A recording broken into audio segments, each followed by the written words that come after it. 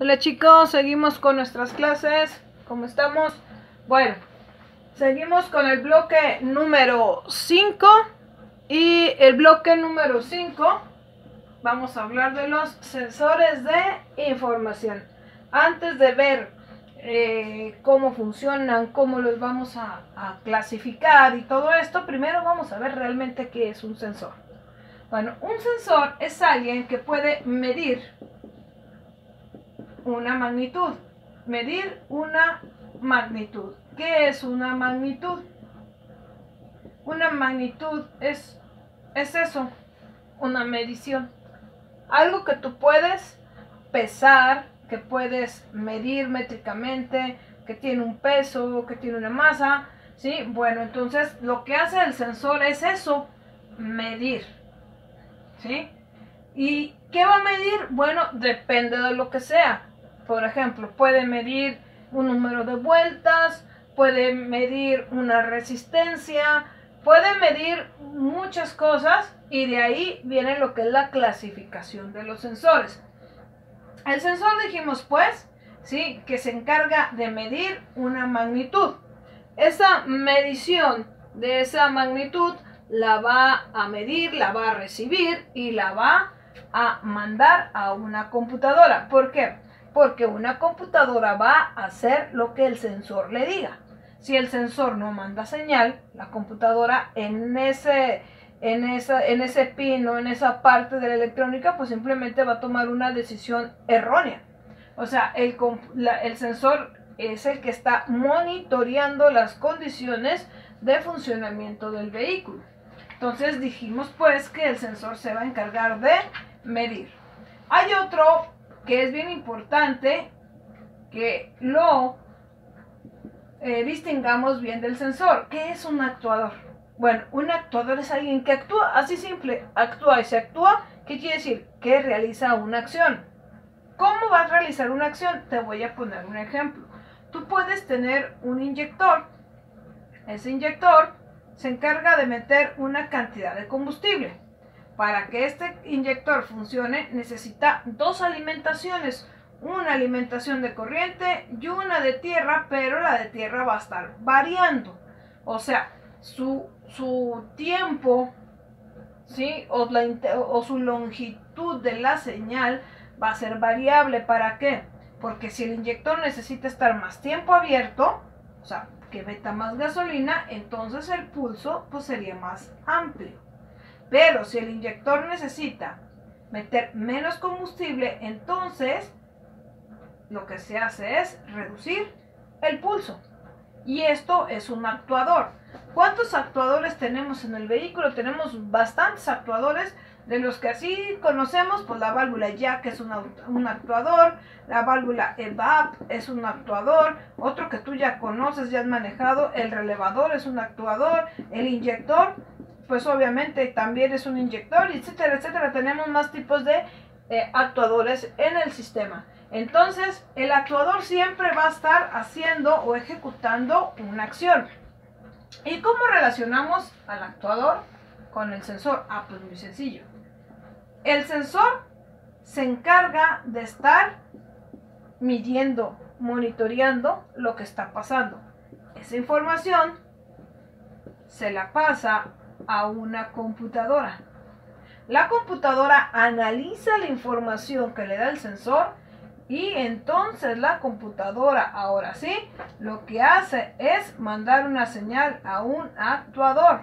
Si tú quieres que el actuador funcione, entonces la computadora necesita mandarle una orden. Para que la computadora mande la orden, el sensor necesita medir esa orden.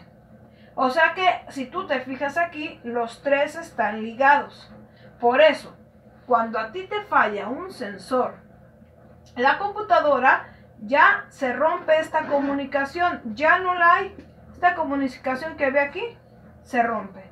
Como la computadora ya rompió esta comunicación, la información que le mande al actuador va a ser una información errónea. Va a ser un error, va a ser algo erróneo y puede mandar demasiada gasolina cuando no lo necesite o mandar poca gasolina cuando en realidad necesita mucha, y aquí vienen las fallas mecánicas. Por eso un sensor tiene que ver mucho en la falla mecánica. ¿Por qué? Porque la computadora deja de mandar la señal correcta al actuador. Dentro, voy a borrar esto, dentro de los sensores, ahorita en la actualidad, vamos como en la quinta generación de sensores. Los sensores se clasifican por generaciones. La primera generación eran computadoras muy sencillitas. Por ejemplo, Chevrolet sacó una computadora que tenía terminales de la A a la K. Luego Chrysler, ya por los 80s, 82, 84, sacó una computadora de 10 terminales. Esos vehículos traían muy poquititos sensores, unos 5 o 6 sensores que traía, y eso era todo. Era un programa donde el programa de la computadora era muy básico, con muy poquitos sensores. Después llega la segunda generación.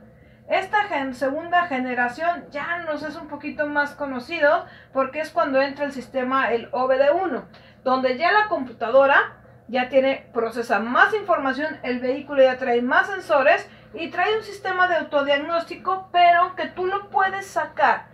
Por ejemplo, ya lo vimos en clases anteriores, Chrysler con las llaves lo sacas, Chevrolet con un puente entre A y B, Ford también para sacar el coher también sacas con un puente, y así sucesivamente. O sea, tú podías sacar, extraer los códigos de falla. Después nace la tercera generación. En la tercera generación ya la computadora ya nos está marcando, es una computadora que ya está más sofisticada, y el número de sensores ya crece más. Aquí sí, ya para sacar los códigos normalmente, aquí sí ya necesitas tú de un escáner. Ya no es como acá, que tú los podías sacar con la llave, vamos. Todavía Chrysler sí entró aquí, pero las demás armadoras no. Entonces tú ya tenías que usar un escáner para accesar a la mayoría de las marcas. Vuelvo a repetirte, Chrysler y Nissan todavía, en el Tsuru todavía se puede hacer otra cosa, pero las demás armadoras no, necesitabas tu escáner. Vuelvo a repetirte, el número de sensores aumentó. Llega la cuarta generación.